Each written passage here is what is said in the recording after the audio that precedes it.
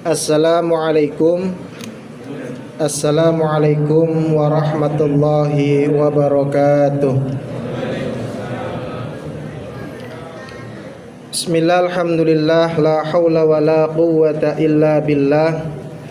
Allahumma salli ala sayyidina Muhammad wa ala alihi wa sahbihi ajma'in, amma ba'd. Qala Allah ta'ala fil Qur'anil Karim, a'udzu billahi minasy syaithanir rajim. Bismillahirrahmanirrahim. Ya ayyuhalladzina amanu kutiba alaikumus siyamu kama kutiba alal ladzina min qablikum la'allakum tattaqun. Shadaqallahul azim. Jamaah salat tarawih rahimakumullah. Pertama-tama mari kita panjatkan puji syukur pada Allah Subhanahu wa taala yang telah memberikan kita nikmat iman, nikmat Islam, nikmat sehat wal afiat, sehingga kita masih bisa melaksanakan salat Isya berjamaah, dilanjut dengan salat tarawih berjamaah di tempat yang mulia ini.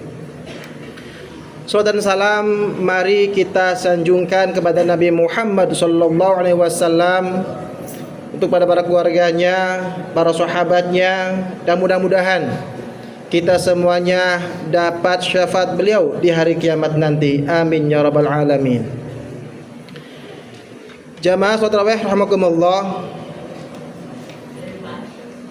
Yang namanya puasa itu dalam bahasa Arab berarti as-siyam atau as-saum. As-siyam atau as-saum itu bermakna al-imsak. Imsak itu artinya menahan diri. Makanya ada istilah imsak. 10 menit sebelum subuh itu berarti kita harus menahan diri. Sudah siap-siap. Ibarat lampu merah itu sudah lampu kuning. Siap-siap untuk berhenti. Berhenti memakan, berhenti minum, dan berhenti merokok. Nah, kadang-kadang yang habis makan suka merokok misalnya, sudah imsak masih terus sampai subuh masih tanggung gitu. Nah, itu yang bisa merusak puasa. Karena puasa itu dimulai sejak terbit fajar, ya, mulai azan subuh sampai azan maghrib. Jadi nggak ada istilah nanggung. Puasa ini adalah ibadah yang tidak hanya menahan diri dari lapar dan haus. Semua umat muslim yang berpuasa pasti merasakan lapar dan haus. Tetapi dalam Islam, dalam syariat Islam, puasa juga menahan diri dari hal-hal yang dapat mendatangkan dosa. Kita harus tahan melakukan hal-hal yang dapat merusak amalan puasa kita. Makanya Rasulullah SAW pernah bersabda bahwa banyak orang yang berpuasa, tetapi yang ia dapatkan hanyalah lapar dan haus, tidak dapat pahala. Kenapa bisa orang berpuasa tapi tidak berpahala? Yang ia dapatkan hanya lapar dan haus. Itu karena puasanya tidak dijalankan dengan benar. Artinya bahwa kalau kita buat puasa kan berarti menahan diri. Maka kadang-kadang orang puasa tetap saja bermaksiat. Orang berpuasa kadang-kadang tidak sholat. Orang berpuasa tetapi tetap ngomongin kejelekan orang. Berpuasa tetapi tetap berbuat sesuatu menyakiti orang lain. Itulah yang dapat merusak pahala puasa. Sehingga puasanya itu tidak berpahala.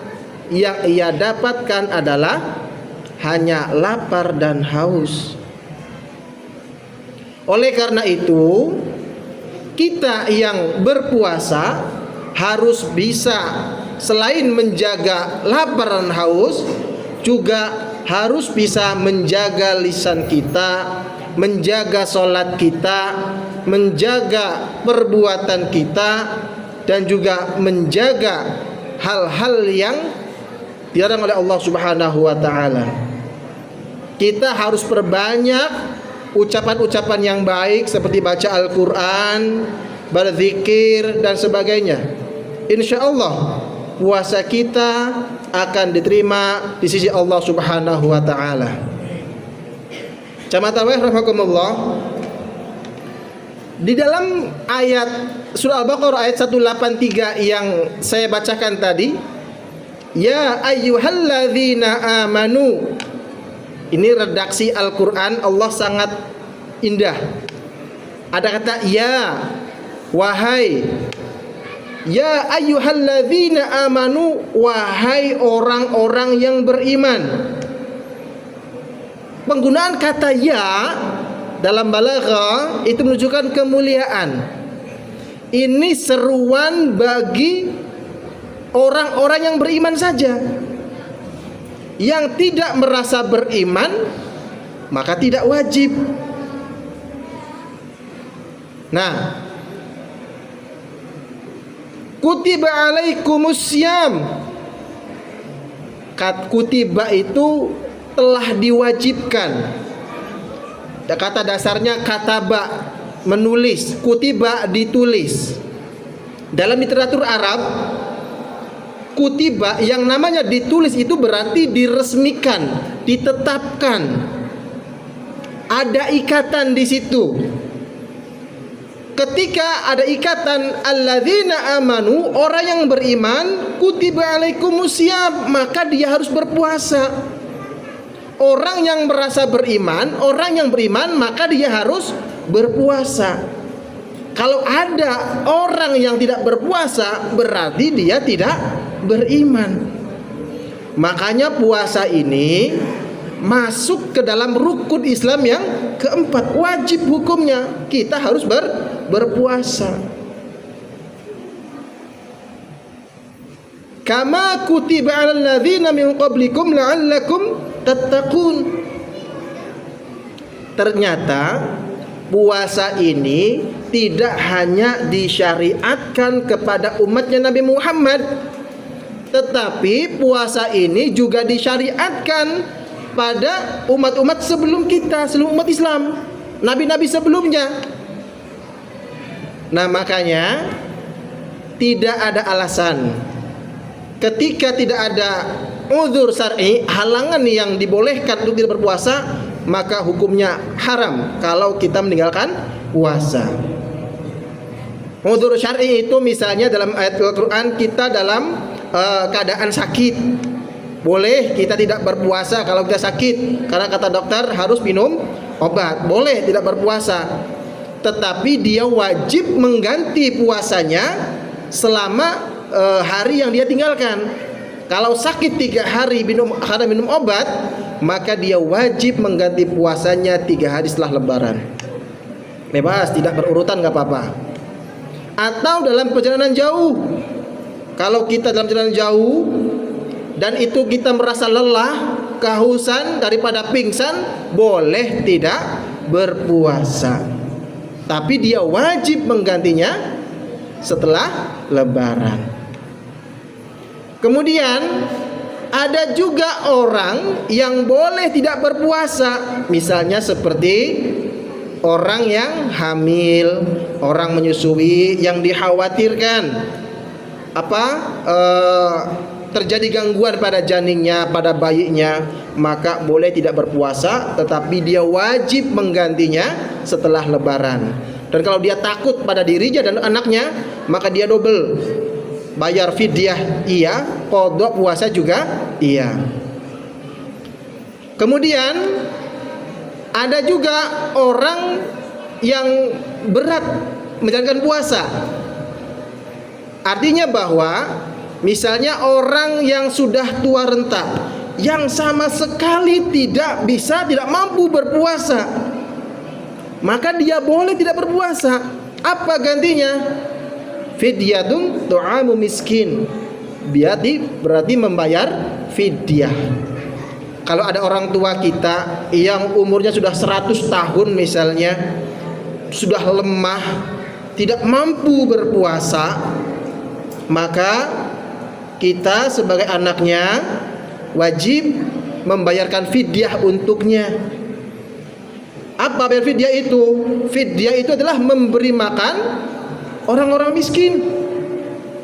Kalau orang-orang miskin makan sehari 3 kali, sekali makan 15.000 misalnya, paket warteg atau paket padang yang hemat, maka 15.000 kali 3 berarti 45.000 sekali membayar 1 hari puasa, membayar fidyah.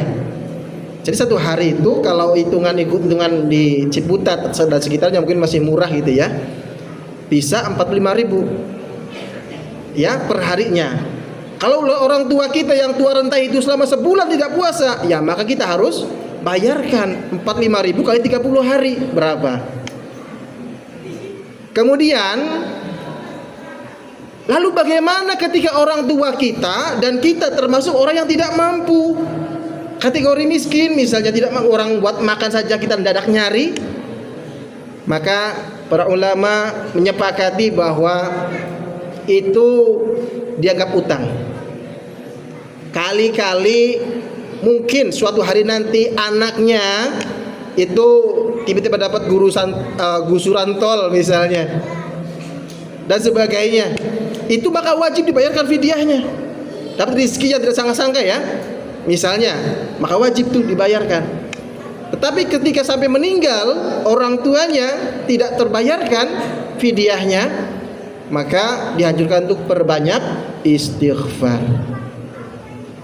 Islam sangat mudah, banyak rukhsah, banyak keringanan bagi orang-orang yang tidak mampu, atau orang yang sakit menahun tidak sembuh-sembuh, maka boleh dia tidak berpuasa ya, tetapi bayar fidyah. Tetapi dalam Al-Qur'an di ayat selanjutnya itu dikatakan dzalikum khairum lakum in kuntum ta'lamun, bahwa puasa itu adalah yang terbaik bagi kita. Apapun kondisinya, kalau kita sakit ternyata masih sanggup untuk puasa, teruskan berpuasanya.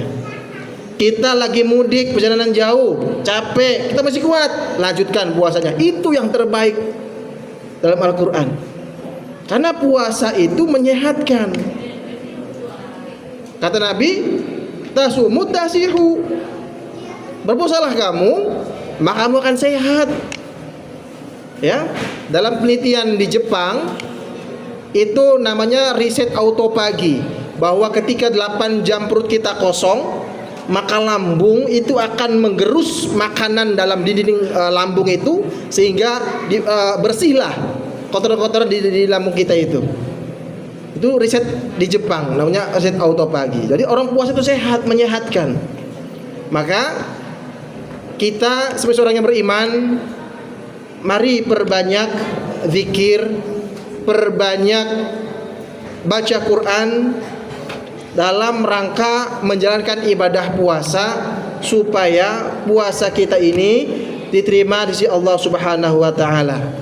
Mudah-mudahan Allah sehatkan kita semua, Allah berkahi hidup kita, dan Allah terima segala amal ibadah kita. Amin ya rabbal alamin. Demikian dari saya, terima kasih. Assalamualaikum warahmatullahi wabarakatuh.